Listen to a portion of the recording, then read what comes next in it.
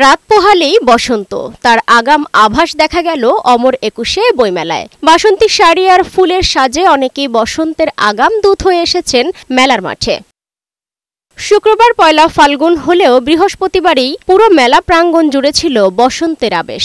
বৃহস্পতিবার সপ্তাহের শেষ কর্মদিবস হলেও মেলা প্রাঙ্গণ ছিল পরিপূর্ণ।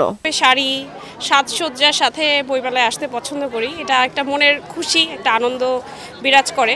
কালকে তো শবে বরাত, তার জন্য আজকে আমরা কালকে ধর্মীয় বিবেচনা করে তার জন্য আমরা আজকে বের হয়েছি। আমাদের অফিসের কারণে আসলে এটা পরে আসা, অফিসে সবাই আজকে আমরা সেলিব্রেট করেছি। ইয়েলো কালারটা পছন্দ না, তাই আমি লাল করে বসন্তটা বরণ করে নিয়েছি। এবারের মেলা যেন অনেকটা তরুণদের দখলে।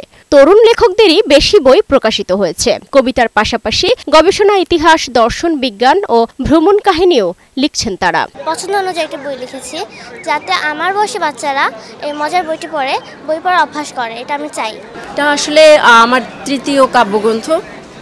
তো এখানে এক একজন কবি আসলে তার বিভিন্ন সময়ের অনুভূতির গভীরে ডুবে এক একটা লেখা আসে।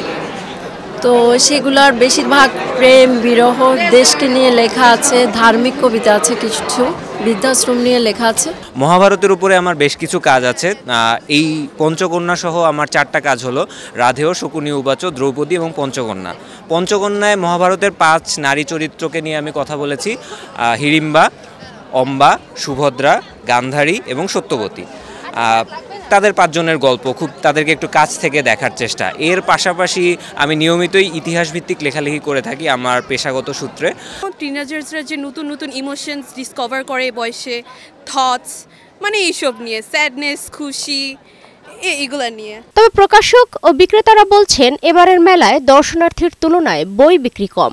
অন্যান্য বারের তুলনায় এবারে বিক্রি পরিমাণ কমে গেছে। গত দিনগুলোর তুলনায় আজকে একটু কমই, কারণ আজকে যারা আসছে ম্যাক্সিমাম তারা ছবিটা বেশি তুলছে বই কেনার থেকে। যে যেভাবে পারছে প্রকাশ করছে।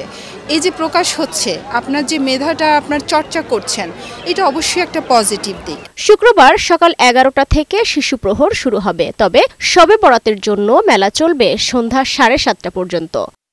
সালমা জাহান মুক্তা, বৈশাখী সংবাদ, ঢাকা।